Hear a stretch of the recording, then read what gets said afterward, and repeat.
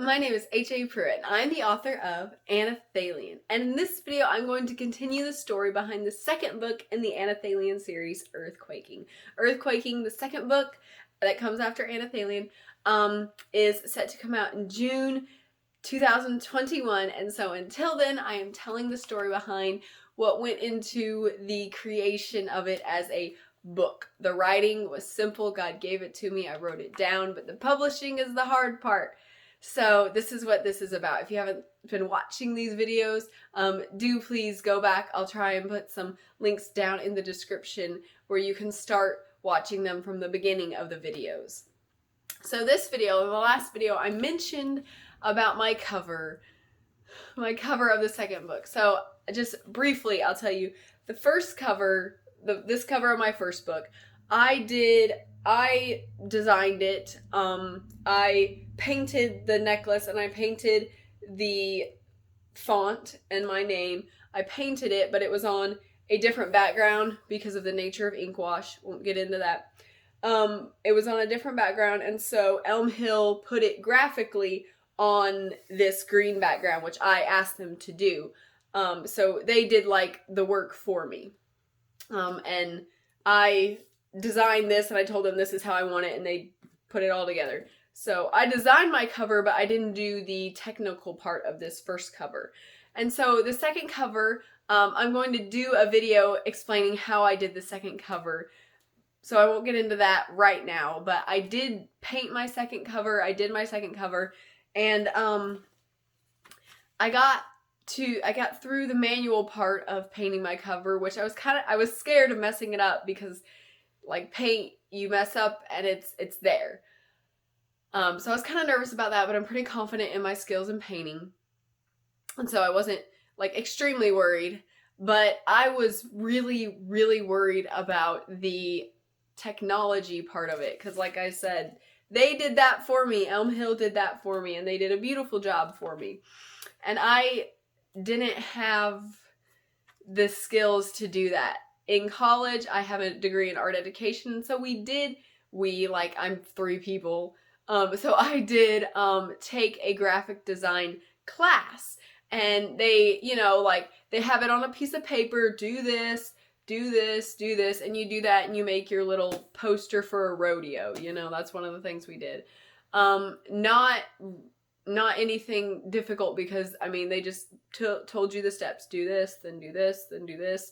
So we would learn. And that was on Photoshop on a Mac. So I had done some graphic design, but not really taking any skill or thought because it was written out for me. So I was really scared about doing my second cover on the technical side of it. My husband got me Paintshop Pro 2021 for Christmas, and so I was really excited to use it, but I hadn't been able to use it because I've been working on everything else of the publishing of the book. And so it got to March 29th, that's a while after Christmas, and I finally made myself work on my cover. I'd been putting it off because I was scared. I didn't want to mess it up, and I'm good at proofreading, and so I've been doing that over and over and over. But it was time to work on my cover. So on March 29th, I wrote this part down because I did. So March 29th, I tried to work on my cover in Paintshop Pro 2021. But even though I did make progress and did learn how to do some more, all I could see was how bad it looked. How I couldn't do what I wanted, how pixely it looked, and how I was messing up what God had given me to do. I kept thinking about the words from that author phone call. They kept coming back up in my mind, those words that stick in my head. And how if on this first cover, I did follow God, and I did what he wanted, I'm 100% confident this is what God wanted on the cover of this book. I kept thinking if I did follow God on the first cover, and someone said that no one would ever read the book because of this cover, because it was misleading and not good, and I shouldn't have done it like I did. If someone had said that, and it was bad, and I shouldn't have done it myself, then people would definitely look at this second cover that I was working on that, in my eyes, looked so bad. People would look at this cover and definitely never read it, and I would fail God. And And so that's all I saw. That's all I saw was how homemade and bad it looked. Because those words that author said kept running through my head of how bad and awful this one was and how I shouldn't have done it myself. Yeah, and so I quit working on it. I went in my bathroom and I cried and I cried and I cried and I sat on the floor and I just cried. And my husband tried to encourage me, but all I could hear were those author's words over and over in my head of how bad it looked and how that my mind was just applying those to the second cover of how bad it looked, how homemade it looked, how I was failing God because I just couldn't do it and it was just bad. And yeah, so I was in a pretty bad headspace. March 30th, the next day, I woke up and I was still in a pretty bad headspace. And I went to read my Bible. That's one of the first things I do in the morning because I need it. We all need that. And I went to my Bible wishing I wasn't in 1 Kings. Because 1 Kings is like, this king was this old when he started ruling, and this was his mother, and he ruled this long, and he did this, and then he died. And I really wanted some encouragement, not just to read chronological facts. But that day I started reading about Elijah. The story switches from the kings to the prophets during the kings, because the kings are lousy. And so it switches to Elijah there. And I read about the crows bringing him food when he was in this desperate place when he had nothing. And that did give me the encouragement that I needed. That God did give Elijah everything he needed to keep going. And just thinking about that phrase that if you watch the last video, you will know what keep going meant to me. And God did give him that nourishment and that food to keep going, like physically. And it just reminded me that God was going to give me what I needed to keep going. And so I was like, okay, I'll work on it tonight after dinner. I'll work on it tonight again, March 30th. But that afternoon when Scott got home, before he gets home, he starts work really early, so he gets home before dinner.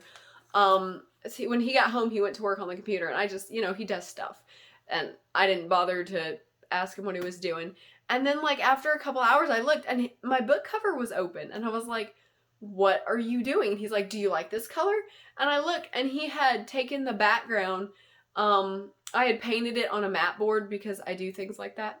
And he had taken that mat board color and did, what is it called? He had done a flood fill. And then he did a lot of detail work to make the background all one color. And guys, that may be like, you may be sitting there and being like, well, duh, that's what you needed to do. My husband he's not artsy. He hates art. He hates doing art. He hates detail-oriented things. He has never worked on any kind of paint shop, Photoshop, anything like that. He cannot even write his own name legibly. Okay, so this guy is zero art oriented. He's totally left brained and I'm totally right brained. No art thing ever. He just hates it and doesn't want to do it and isn't good at it. He's good at everything else though. But God used him to give me the help I needed. I was just in a bad headspace. And I guess God put it in his head to help me and do so much and do it.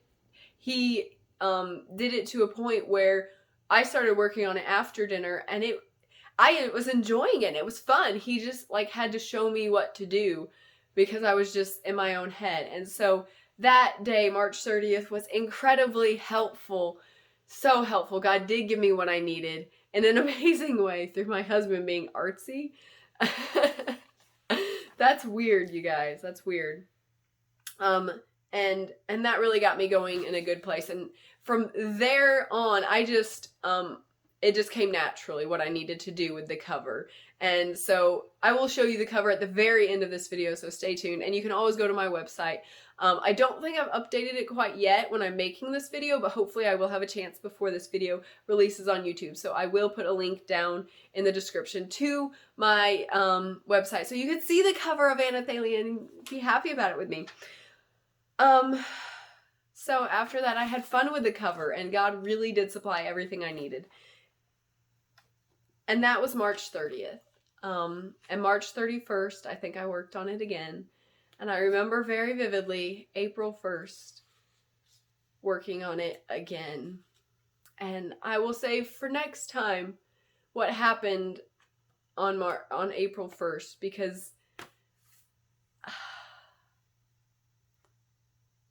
because everything was very shaken. Very, very shaken. Very derailed. Very thrown and ripped and torn, and every difficult thing imaginable fell on our heads, and we fell down on April 1st. So I will tell you about April 1st next time. Until then, thank you very much for watching. I hope that you enjoy hearing me talk about God and what He's doing. Please do like this video, please subscribe, and please leave a comment just telling me about how God has worked in your life in an amazing, wonderful way to provide what you need. So, thank you for watching. Bye. If you want to know more about Anelthalien or HAPruitt, please follow me on Instagram at HAPruitt. You can find me on Amazon as an Amazon author, HAPruitt. Please watch my YouTube channel and all my cool videos on my channel, HAPruitt Anelthalien. You can find me on the Facebook page, HAPruitt Anelthalien. You can follow me on Goodreads by the name HAPruitt and the book Anelthalien, or you can go to my website where so much cool stuff about Anelthalien is. The website is HAPruitt.com. Oh, that's very close. That is, yeah. Okay.